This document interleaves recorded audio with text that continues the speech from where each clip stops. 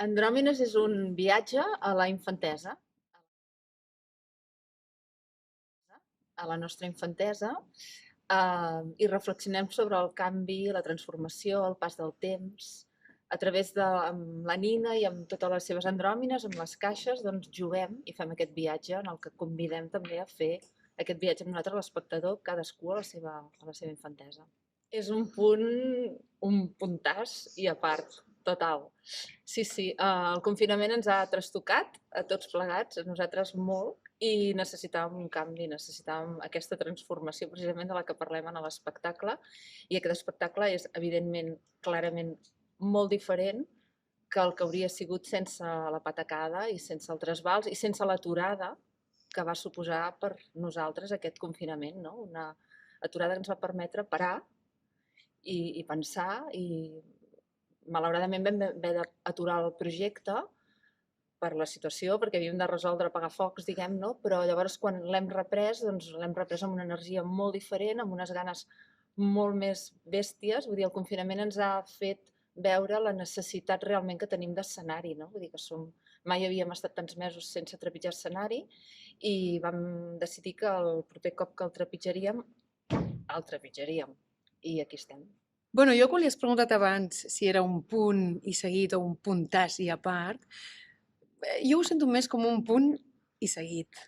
O sigui, el trasbals aquest del que parlava la Mirna, no? Que ha sigut emocional i a tots nivells, laboral, artístic i tot, els ha fet replantejar certes coses de la seva carrera.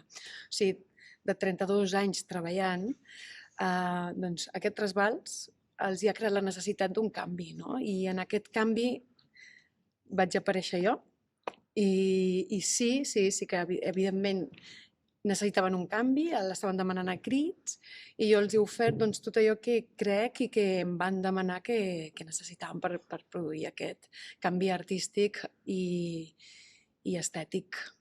Com creus que l'intuirà el públic, aquest canvi?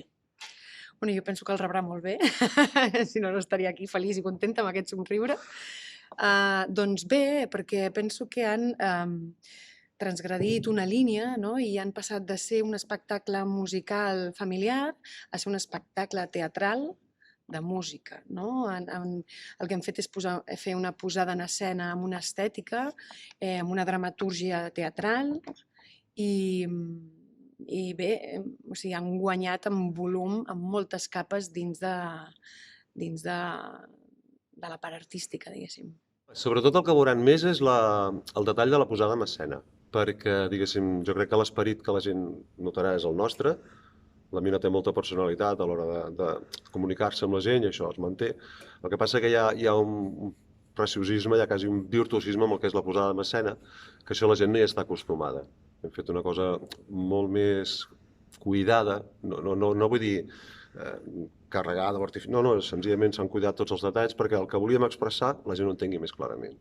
Però vull dir que el contingut, l'Anna ha fet una feina brutal amb nosaltres intentant respectar el que és l'essència de la companyia, però fer-ho bé, fer-ho que s'entengui, no? Tots els detalls que tothom els pugui entendre.